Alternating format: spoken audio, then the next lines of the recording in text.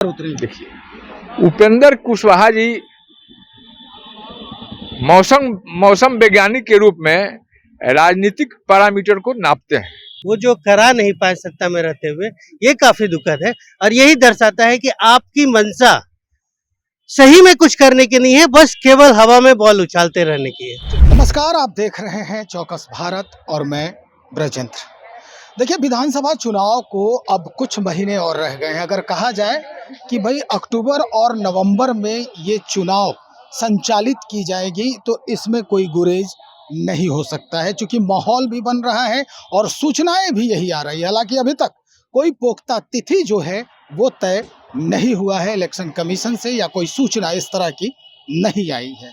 लेकिन अब बड़ा जो अहम सवाल है वो ये है कि भाई चुनाव के पहले जितने भी प्रतिनिधि हैं या जितने भी राजनेता हैं, नेता हैं, इन्हें सबसे जो बड़ी समस्या इनके सामने आती है वो ये कि हमारी सीटें जो है वो कितनी होगी।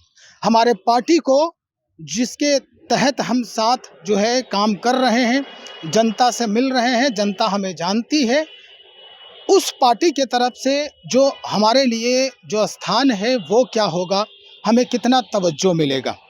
और ये सीट जनसंख्या के आधार पर कहा जाता है कि तय होता है कि भाई जिसकी जितनी संख्या भारी उसकी उतनी हिस्सेदारी। अब कहानी जो है मोड़ ले रही है। मोड़ इसलिए भी मैं कह रहा हूँ कि अब परिसीमन की बात हो रही है कि संख्या तो पता करने के लिए प्रधानमंत्री नरेंद्र मोदी ने जनसंख्या की घोषणा भी करवा दी है कि जातिगत जनसंख्या जो है, जनगणना जो है ये होगी। उसके बाद ये भी हो चुका है कि जैसे ही जातिगत जनगणना होगी ये सारे चीज़ें जो है स्पष्ट हो जाएंगी। लेकिन परिसीमन की जो बात आ रही है इसमें बड़ा पेच फंस रहा है। लेकिन इस पेच के बावजूद भी एनडीए के घटक दल में है उपेंद्र कुशवाहा, आरएलएम के राष्ट्रीय अध्यक्ष हैं, राज्यसभा सांसद भी हैं। वो कह रहे हैं कि 25 तारीख से हम आंदोलन करेंगे, यात्रा करेंगे, ताकि परिसीमन जो है वो लागू हो और यह स्पष्ट हो कि भाई संख्या आधारित जो चुनाव है वो मुकम्मल तरीके से विधानसभा में हो। अब इसके पीछे की कहानी क्या है, कुछ हम जानने का प्रयास कर रहे हैं कि 1971 के बाद ये जो परिसीमन वाला जो पेच है उसे क्यों नहीं माना गया, क्यों इसको लागू नहीं किया गया। हमारे साथ आज दो अतिथि हैं, दोनों कांग्रेसी हैं, दोनों कांग्रेस पार्टी से हैं। एक जो खुद को कहते हैं कि हमारे डीएनए जो है वो कांग्रेस का है, यानी डॉक्टर कमलदेव नारायण शुक्ल जी हैं, और एक ऐसे कांग्रेसी हैं जो अभी अभी कांग्रेस को ज्वाइन किया है और ये कुछ दिन पहले तक उपेंद्र कुशवाहा की पार्टी में ही थे, वहाँ प्रवक्ता के तौर पर और उपाध्यक्ष के उप सचिव के तौर पर काम कर रहे थे, साथ दे निभा रहे थे उपेंद्र कुशवाहा जी का। सबसे पहले हम मुखातिब हैं डॉक्टर साहब से, इन्हीं से हम शुरू करते हैं। डॉक्टर साहब, ये बड़ा सोचने पर मजबूर कर रहा है, इतनी बड़ी पार्टी, सबसे पुरानी पार्टी आपकी, 1971 के बाद इस परिसीमन के बारे में आपने सोचा क्यों नहीं? क्या आप बिहार की जनता को या देश की जनता को गुमराह करना चाहते थे? कांग्रेस कभी देश की जनता को गुमराह नहीं करती है जी। कांग्रेस का विचारधारा हमेशा देश हित में रहा है। देश को आज़ादी दिलाने से लेकर और देश के नवनिर्माण तक कांग्रेस की भूमिका रही है। यह प्रश्न वे लोग उठाते हैं जो यह कहते हैं कि कांग्रेस ने 70 साल में क्या किया है, लेकिन उनके भी नेता जब विदेश में जाते हैं तो कांग्रेस के किए हुए कार्यों के बारे में दबी जबान से ही, चाहे वो नेहरू जी का जमाना हो चाहे इंदिरा जी का जमाना है, कहना पड़ता है। तो यह आरोप लगाना अगर कोई लगाया हो तो निश्चित रूप से वो एनडीए का ही पात्र होगा, चाहे जो लगाया हो। कांग्रेस कभी जनता को गुमराह करने का काम नहीं करती है। परिसीमन किसी परिस्थिति बस अगर टला था तो उन्हें ये बताना चाहिए कि अटल जी ने अपने शासनकाल में, कब था अटल जी का शासनकाल, 98 में, उन्होंने कहा था कि 25 तक हम परिसीमन को रोकते हैं। 25 तक कौन रोका था? 25 और 99, 26 साल तक कौन रोका था? कांग्रेस अगर रहती तो अगर प्रतिबंध नहीं लगा होता तो 2004 से लेकर 2010 में परिसीमन का काम कांग्रेस करती, लेकिन एक सरकार का प्रतिबंध लगाया हुआ था, वो भी संसद द्वारा प्रतिबंध लगाया हुआ था, इसलिए कांग्रेस ने उस पर कोई काम नहीं किया। लेकिन अगर बंद है, रुका हुआ है, तो पहले उपेंद्र कुशवाहा जी को दूसरे से प्रश्न करने के पहले अपने नेता से प्रश्न करना चाहिए था, मोदी जी से, कि भाजपा के अटल बिहारी वाजपेयी जी परिसीमन को 25 तक क्यों रोके थे। तो इसका मतलब ये कि एनडीए में रह के उपेंद्र कुशवाहा जी अब एनडीए के खिलाफ जो है वो सुर साध रहे हैं। लगता है 25 तारीख से, चूंकि वो कह रहे हैं कि हम परिसीमन के लिए अब सड़क पर उतरेंगे। उपेंद्र कुशवाहा जी मौसम वैज्ञानिक के रूप में राजनीतिक पैरामीटर को नापते हैं। और जब जब वो कमजोर होते हैं या जिस गठबंधन में रहते हैं वहां बार्गेन करना होता है, अच्छा, ब्लैकमेलिंग करना होता है, तो उनकी यात्रा चलती है। और इसी ढंग का इनके ही बिरादरी के, जिस कुशवाहा बिरादरी का नाम लेकर उपेंद्र कुशवाहा जी अपना राजनीतिक रोटी सेंकते हैं, भले वो कुशवाहा जमात को फायदा हो रहा है कि नहीं हो रहा है, ये तो आकलन का विषय है। और यह आकलन हो जाएगा राहुल जी के एक सरे वाला जो जनगणना है, जातीय जनगणना, जिसको कराने के लिए यह एनडीए सरकार मजबूर हुई है और घोषणा की है कि हम करेंगे, जब तक अभी तक कहते रही है कि हम नहीं करेंगे। रियली वो एक सरे है। एक सरे में उन लोगों का तो पोल खुल ही जाएगा जो सामाजिक समरसता और सामाजिक न्याय का नारा देकर केवल अपना और अपने परिवार का रोटी सेकते हैं। पता चल जाएगा कि अगर ओबीसी में है तो कितनी बिरादरी है और किन बिरादरियों तक लाभ पहुंचा है 70 साल। एक सरे हो जाएगा। एक सरे के बाद डायग्नोसिस कांग्रेस कर देगी और डायग्नोसिस से इलाज हो जाएगा बढ़िया से। जब रोग डिटेक्ट हो जाएगा, और राहुल जी ने डिटेक्ट कर लिया है कि इलाज तभी होगा जब जातीय जनगणना का एक सरे सामने आएगा और इतना माकूल इलाज होगा कि जो अंबेडकर जी ने सोचा था, जो गांधी जी ने सोचा था कि संविधान के माध्यम से हर वर्ग के निचले पौधान के लोगों को हम लाभ पहुंचाएंगे, चाहे वो सामाजिक न्याय का बात हो, शैक्षणिक न्याय का बात हो, या राजनीतिक न्याय का बात हो, आर्थिक न्याय का बात हो, वो सब एक सरे के बाद क्लियर हो जाएगा। नहीं, वो तो उपेंद्र कुशवाहा जी अब ये कह रहे हैं कि भाई बाकायदा जो है प्रेस कॉन्फ्रेंस किया है उन्होंने और कहा था कि अब हम इसके लिए, यानी परिसीमन को लागू करने के लिए हम आंदोलन करेंगे, जनता को बताएंगे। क्योंकि जनसंख्या, उन्होंने तर्क दिया कि बिहार में 31 लाख लोग जब वोट करते हैं तब एक एमपी चुना जाता है, लेकिन अन्य जगहों पर 10 लाख लोग जब वोट करते हैं तब एक एमपी चुना जाता है। तो हम इस परेशानी को हमेशा क्यों झेलते रहें? परिसीमन लागू होना चाहिए, इसके लिए वो आंदोलन कर। परिसीमन लागू होना चाहिए, सही बात है, परिसीमन होना चाहिए। हमारे संविधान में विधानसभा के लिए और लोकसभा के लिए जनसंख्या निर्धारित है। निश्चित रूप से जो पॉपुलेशन ग्रोथ हुआ है उसमें परिसीमन लाजमी है, परिसीमन होना चाहिए।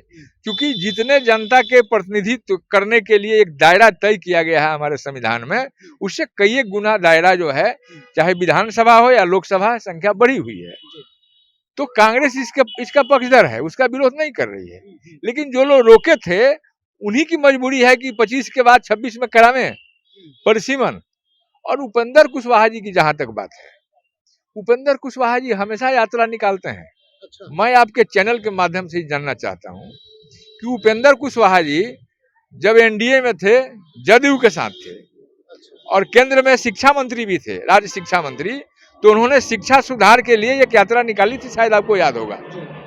तो मैं उनके माध्यम से जानना चाहता हूं कि एक यात्रा उन्होंने शिक्षा से जुड़ा हुआ, जो बिहार का सबसे अहम मुद्दा है, उसके लिए उन्होंने यात्रा निकाली, यात्रा क्यों रोकनी पड़ी? क्या उनके नजरों में बिहार में शिक्षा का सुधार हो गया है? अगर सुधार हुआ है तो आज जननायक राहुल जी को न्याय शिक्षा संवाद करने की आवश्यकता क्यों पड़ी? यह बताना होगा उपेंद्र कुशवाहा जी को। लेकिन ये लोग जातीय राजनीति करने वाले लोग, जहां उनका राज्यसभा में या काउंसिल में एडजस्टमेंट हो गया और उस जगह पर आ गए कि ना अब वो एमपी और एमएलसी हो गए, तो उनकी यात्राएं समाप्त हो जाती है। मतलब आप ये कहना चाहते हैं इनका इशू जो है हमेशा अपने पद के लिए इशू होता है, जन के लिए इशू नहीं होता है, जनता के लिए इशू नहीं होता है। इन्हीं के बिरादरी के एक और नेता थे, नागमणि जी, जो आज चर्चा में नहीं है, विलुप्त सा हो गए हैं। आप देखे होंगे जब जब इस सामाजिक न्याय के भी वही थे पक्षधर। सामाजिक न्याय वाले ही जब उनको काटते थे और जब कमजोर करते थे तो उनके पिताजी जगदेव बाबू याद पड़ जाते थे, और जब जब चुनाव का समय आता था तो जगदेव बाबू के नाम पर वो बृहद कार्यक्रम करते थे। लेकिन यह भी जनता समझ गई, उनके लोग भी समझ गए और सामाजिक न्याय के लोग भी समझ गए, तो आज वो हाशिए पर है। यही हाल उपेंद्र कुशवाहा जी के है। मैं उनसे ही जानना चाहता हूं कि वो कितने बार से एमपी हैं, कितने बार से एमएलसी रहे हैं, कितना बार राज्यसभा गए हैं, क्या अपने बिरादरी की, अगर वास्तव में अपने बिरादरी के अंतिम पावदान तक लाभ पहुंचाना चाहते हैं या चाहते थे, तो जब एक बार वो राज्यसभा चले गए, लोकसभा चले गए, उनको सारी सुविधाएं मिल गई और राजनीति को समझ गए, राजनीति में उनकी भागीदारी हो गई, तो अपने ही बिरादरी के निचले पावदान के किसी कुशवाहा को क्यों नहीं राज्यसभा भेज दिया? अगर वो अपने जाति के प्रति ईमानदार होते और सही में सामाजिक न्याय की बात करते तो अपने छोड़ के अपने बिरादरी के निचले पावदान के किसी कुशवाहा को हाउस में भेज देते। फिर हम बात करेंगे सर आपसे। अभी यहाँ पे डॉक्टर इंजीनियर हेमंत कुमार भी हैं। हेमंत कुमार जी, आप तो बहुत दिन उनके सानिध्य में रहे हैं, बहुत कुछ जानते हैं, बहुत ज्ञान है आपको, चूंकि राजनीति की अगर हम कहें तो एक युवा अवस्था, आपके राजनीति की युवा अवस्था आपने वहां गुजारा है। क्या लगता है ये मुद्दे जो बार बार उठाते हैं उपेंद्र कुशवाहा जी, जैसा कि डॉक्टर साहब अभी बता रहे थे कि उन्होंने शिक्षा यात्रा भी किया था, तो इन मुद्दों का जो रिजल्ट है वो पॉजिटिव भी हुआ है कभी उस पार्टी के तहत अगर देखें तो उपेंद्र कुशवाहा जी के द्वारा? मेरा सवाल आपसे ही रहेगा कि ये यात्रा या आंदोलन कर रहे हैं, संवैधानिक अधिकार परिसीमन सुधार, जब ये दिन घोषित है कि 2026 में परिसीमन में सुधार होना है, परिसीमन में सुधार होने का बेस क्या होना चाहिए? जनगणना होगा पहले। अभी तो आप ऐसे ही बोल रहे हैं ना कि इतना आबादी पे इतना है। वो जनगणना का आगाज जननायक राहुल गांधी जी ने शुरुआत किया, मोदी जी को झुकना पड़ा, मानना पड़ा। मुझे ये समझना है कि उपेंद्र कुशवाहा जी किससे ये मांग कर रहे हैं? ये तो विपक्ष का काम होता है, धरना प्रदर्शन करना। वो सत्ता में है, मोदी जी के साथ बैठ जाए, नीतीश जी के साथ बैठ जाए और वो लोग डिसीजन ले। या तो आप उनके साथ मिलके उनका काम कराएं और नहीं तो फिर विपक्ष में आ जाए। ये सत्ता में रहते हुए इस तरह का आंदोलन करना क्या दर्शाता है? वो किससे मांग कर रहे हैं? मतलब यात्रा वो करने जा रहे हैं, जनता को बताएंगे वो कि परिसीमन जरूरी है हमारे लिए। ठीक है, ये यात्रा परिसीमन जरूरी है तो जिनके साथ वो हैं, मुझे तो ये कहना है कि जो संविधान को खत्म करना चाहते हैं, आप उनके साथ बैठे हुए हैं और जनता के बीच जाके कहिए कि संवैधानिक अधिकार है मेरा, परिसीमन बचाओ। परिसीमन का हत्या हो तब ना बचाइएगा। 26 में जब डिसाइडेड है कि होना है, आप डेट दे दीजिए कि कब आप जनगणना कंप्लीट कर रहे हैं, तब तो परिसीमन आएगा ना। ये बिना मतलब का हल्ला करने का क्या मकसद है? नहीं, वो देखिए कई तथ्य हैं इसमें। अगर हम आपसे बात करें इसके आगे तो इसके अंदर कई तथ्य आते हैं। जैसे अगर परिसीमन की बात हो तो उनका जो तर्क है, मैंने अभी चर्चा भी किया डॉक्टर साहब से और आपसे भी मैं वही चीज कह रहा हूं कि उन्होंने जो तर्क दिया है वो, हालांकि तर्क बहुत अच्छा है उनका, नो डाउट, कि इससे ये पता चलेगा कि भाई हमारी संख्या इतनी हो गई है तो उस हिसाब से हमारे लिए सदन में सीट भी मुकम्मल हो, हमारे लिए सीट भी रिजर्व होनी चाहिए। लेकिन अगर हम साउथ की बात करें तो एक स्टालिन नाम के नेता है वहां, उन्होंने इस पर आपत्ति जताई थी। उन्होंने कहा कि नहीं, इससे हम घाटे में आ जाएंगे। और उत्तर भारत वाले ने चर्चा कर रहे हैं ना, वाजिब है, परिसीमन होना चाहिए। ये तो कहाँ कोई बोल रहा है कि नहीं होना चाहिए, लेकिन नहीं हो तब तो यात्रा कीजिए ना। आप किससे मांगने जा रहे हैं? अगर आपको नहीं किया जाए तब आप निकालिए, रास्ते में आइए, रोड पे आइए, हम लोग भी साथ देंगे, क्योंकि बिहार से जुड़ा हुआ मुद्दा है, हर एक बिहारी को फायदा होगा। लेकिन आप रह के उनके साथ हैं जो कहते हैं कि हम संविधान को बर्बाद करना चाह रहे हैं, आप उनके गोद में बैठे हुए और उन्हीं से कह रहे हैं कि संवैधानिक अधिकार परिसीमन बचाओ, यात्रा कर रहे हैं। कुछ समझ में नहीं आ रहा है दोनों का क्या उद्देश्य है। मतलब ये वही मुद्दा उठा रहे हैं जो पहले से निर्धारित है, जो पहले से उनको पता है कि ये होने वाला है, जैसा कि आप कह रहे हैं। मुझे भी ऐसे ही लग रहा है कि मान लीजिए अगर उन्हें कुछ दिक्कत हो, अब शिक्षा में सुधार का उन्होंने किया, कुछ दिन पहले आभार यात्रा निकाला, इनके कहने से अगर माननीय प्रधानमंत्री जी पूरे देश में जातीय जनगणना करवा देते हैं तो एक बार बैठ के ये भी करवा ले, फिर आभार यात्रा निकाले। तो ये सब चीज है राजनीतिक वर्ष में, राजनीतिक पार्टियां जो होती है चुनावी वर्ष में इस तरह अपने आप को दिखाने का कोशिश तो हम करती है। एक सवाल आखिर में आपसे एक ही करते हैं कि देखिए उपेंद्र कुशवाहा की हम बात करते हैं, परिसीमन को थोड़ा सा रोकते हैं यहाँ पर, तो वो कई मुद्दे, अगर इस बार जो सदन चल रहा था उनके राज्यसभा में, उस समय भी उन्होंने कई मुद्दों पर चर्चा किया, अभी भी वो कई मुद्दों पर बात करते हैं। तो क्या बिहार में वाकई इतने मुद्दे हैं जिस पर इस बार विधानसभा चुनाव लड़ने की बात होगी उनके तरफ से? देखिए उनका जो मुद्दा वो उन उठा चुके हैं। उनके क्या मुद्दे हैं, किस पे वो चुनाव लड़ना चाहते हैं वो जाने। लेकिन मुझे जो समझ में आता है कि कोई भी मुद्दा अगर आप उठाएं और जब तक उसका एंड नहीं कर दे, सर्किट क्लोज नहीं करे, तो डेली आप एक मुद्दा उठाते रहिए, उछालते रहिए हवा में, कहाँ गिरा किसको कोई मतलब नहीं। अगर आप सच में काम करना चाहते हैं तो वैसे पार्टियां को जो संविधान विरोधी है, देश विरोधी है, उनसे आप त्यागपत्र दीजिए, कुर्सी को छोड़िए, आइए उन लोगों के साथ जुड़िए, काम करिए जो सही मायने में जनता के लिए काम कर रही है, देश हित में काम कर रही है, दिखावा नहीं कर रही है। आप आभार यात्रा जो जिसके लिए निकाल रहे हैं उनसे डायरेक्ट बात करिए। आपने अभी कुछ दिन पहले चर्चा किया था, मैं एक सिंपल बात बताता हूँ। जो अपना राजनीति शुरू किए सावित्रीबाई फुले, ज्योतिबाई फुले का नाम लेकर, उनका एक फिल्म आया था। आप सत्ता में रहते हुए उस फिल्म को टैक्स फ्री नहीं करा सके। अगर वो टैक्स फ्री कराते तो जो महिलाएं और जो गरीब तबके के लोग हैं उनको पता चलता है कि किस तरह समाज की सच्चाई। शिक्षा के लिए किस तरह का त्याग उन्होंने किया था। वो देवी है, शिक्षा की देवी, उसको लोग पूछता है, मानता है। आप उनके लिए मांग कीजिए ना। उन फिल्म को टैक्स फ्री कराते तो कितने समाज के लोगों को फायदा होता।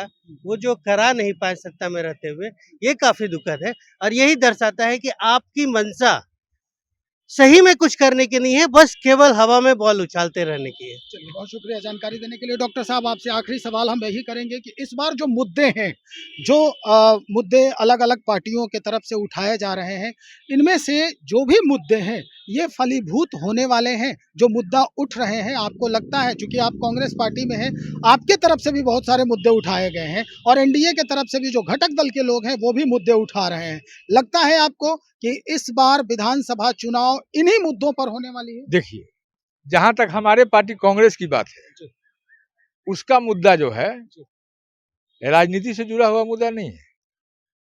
क्योंकि कांग्रेस हमेशा जनता की पार्टी है, जनता के लिए काम करती है, तो उसका जो भी मुद्दा है वो जनता से जुड़ा हुआ मुद्दा है। चाहे वो शिक्षा में सुधार का हो, चाहे गरीब दलितों को न्याय दिलवाने का हो, चाहे महंगाई का हो, चाहे बेरोजगारी का हो, चाहे पलायन का हो, यह मुद्दा कांग्रेस का है। और कांग्रेस विगत लोकसभा चुनाव भी इन्हीं मुद्दाओं पर लड़ी है और 2020 का भी चुनाव विधानसभा इन्हीं मुद्दाओं पर लड़ी है और आज भी 25 का चुनाव इन्हीं मुद्दाओं पर लड़ेगी। जरा पूछिए उन लोगों से जिनका मुद्दा अपने राजनीतिक परिवेश के हिसाब से बदलता है। नीतीश कुमार कहते हैं रोजगार मतलब नीतीश कुमार। नीतीश कुमार झूठ बोलते हैं। नीतीश कुमार जी कहते हैं कि जातीय जनगणना हमारे मांग को मोदी जी ने मान लिया और जातीय जनगणना के लिए हामी भर दिया। यह जनता के आंखों में धूल झोंकना है। निश्चित रूप से जननायक राहुल गांधी जी के हुंकार से भयभीत होकर नरेंद्र मोदी जी ने जातीय जनगणना की बात की है। अगर यह बात नहीं है तो जातीय जनगणना पर उनके बड़े बड़े नेताओं का जो वक्तव्य आया है और खुद प्रधानमंत्री मोदी जी का जो वक्तव्य आया है कि यह जो है अर्बन नक्सलवाद के रास्ते पर जाने की बात होगी, वे बैकफुट पर क्यों आए? राहुल जी के दबाव में, कांग्रेस के डिटर्मिनेशन के दबाव में और कांग्रेस के संकल्पित अभियान के दबाव में। इसी ढंग से किसानों का जो कानून बना था 3 गो, राहुल जी ने कहा कि वापस करा के रहेंगे, बैकफुट पर आना पड़ा। और एक सेकंड, अगर नीतीश जी सच बोलते हैं और मोदी जी वास्तव में उनकी बात मानते हैं तो नीतीश जी से मैं आपके माध्यम से 2 बिंदु पर जवाब चाहता हूं। नीतीश जी ने करीब दर्जनों बार माने सामूहिक मंच पर माननीय प्रधानमंत्री नरेंद्र मोदी जी से साधारण काम पटना विश्वविद्यालय को केंद्रीय विश्वविद्यालय मांग उन्होंने नरेंद्र मोदी जी के सामने मंच पर अनेकों बार किया है। पहला। दूसरा, उन्होंने बिहार को विशेष राज्य का दर्जा दिलाने के लिए विधानसभा से कई एक बार सर्वदलीय प्रस्ताव पारित कराकर केंद्र सरकार को भेजा है। अगर वास्तव में जनहित की बात नीतीश जी सोचते हैं और बिहार के विकास के प्रति उनका अगर झुकाव है, लगाव है, और वह सही में सांप्रदायिक शक्तियों का विरोध करते हैं, तो जिनके गोद में खेलकर वे आज इस सांप्रदायिक पार्टी को सत्ता में रखे हुए हैं, अगर इन दो बातों को नरेंद्र मोदी की सरकार नहीं मानती है, बिहार को विशेष राज्य का दर्जा देना और पटना विश्वविद्यालय को केंद्रीय विश्वविद्यालय बनाना, तो नीतीश जी अगर वास्तव में जॉर्ज फर्नांडिस जी के रास्ते पर चलते हैं, जयप्रकाश जी के रास्ते पर चलते हैं, कर्पूरी जी के हिमायती होने की बात करते हैं, तो वे सत्ता से अपने आप को बाहर करें और इस सांप्रदायिक सरकार को चुनाव के पहले सत्ता की गद्दी से उतार दें। तो ट्रंप जैसे व्यक्ति को भारत को आंख दिखाने की जरूरत नहीं पड़ेगी, हिम्मत नहीं करते। मैं जानना चाहता हूं एनडीए के लोगों से कि पहलगाम के घटना के बाद जिस ढंग का इस पूरे देश के जनता का माहौल बना हुआ था और जो हमारे सैनिकों ने मनोबल बनाया हुआ था और जो पूरे देश की राजनीतिक दल और विरोधी दल एकमुश्त होकर बिना सरकार के मांगे समर्थन देने के लिए आतुर थे, तैयार थे, उन्होंने ट्रंप के दबाव में क्यों बैक हुआ? और ट्रंप जी बार बार झूठ बोलते जा रहे हैं। अब तो हमको संदेह लगता है कि जब पहलगाम की घटना हुई तो मोदी जी सऊदी अरब में थे। एक सेकंड घटना के बाद मोदी जी बैक आ गए सऊदी अरब से, लेकिन पहलगाम नहीं गए, जम्मू कश्मीर नहीं गए, चुनावी प्रचार करने मधुबनी आ गए। और उनके आने के तुरंत बाद उनके मित्र ट्रंप जी सऊदी अरब क्यों गए हैं? क्या राज है दोनों मित्रों का? एक बार पहलगाम घटना के पहले जाना और पहलगाम घटना के बाद जाना, ये भी राज जो है संदेहास्पद है। इस पर भी क्लियर करना चाहिए दोनों नेताओं। बहुत शुक्रिया। जी जी जी जी। माननीय नीतीश जी के लिए मेरा भी एक सवाल है। एक ऋषि सिन्हा का नाम बहुत तेजी से चला आ रहा है, पता नहीं वो कब खत्म हो जाए। उससे पहले मैं चाहता हूँ कि माननीय नीतीश कुमार जी एक बार बता दें कि ऋषि सिन्हा है कौन, जिनके लिए 6 महीना लगा उनके ऊपर एफआईआर करने के लिए। उन्होंने लीगल ओपिनियन लिया और तब जाके एफआईआर लागू हुआ। 10,000 करोड़ का घोटाला है। एक बार मुख्यमंत्री जी से आग्रह है कि उस आदमी को जनता के सामने लेकर आए, तभी वो बिहार हित के लिए सही मायने में कुछ कर पाएंगे। चलिए, बहुत शुक्रिया जानकारी देने के लिए। तो भाई अपने विचार हैं इन दोनों कांग्रेसी जो हमारे साथ खड़े थे आज, जो अतिथि हमारे हैं, एक डॉक्टर कमलदेव नारायण शुक्ल जो वरीय कांग्रेस नेता हैं और दूसरे इंजीनियर हेमंत कुमार। दोनों ने आज अपनी बात कही। हालांकि सवाल जो था वो यही था कि जो परिसीमन लागू होने वाला या परिसीमन की बात होने वाली है वो 2026 में पहले से ही तय है, लेकिन अब इस बात को क्यों इतना हवा दिया जा रहा है? क्या इसके पीछे की कहानी है? क्या स्क्रिप्ट लिखा जा चुका है? ये समय आने पर हम इस पर भी चर्चा करेंगे। जानकारी हम और लोगों से हासिल कर रहे हैं और उसके बाद फिर हम आपके समक्ष रखने का प्रयास करेंगे। बने रहिए हमारे साथ। बहुत शुक्रिया।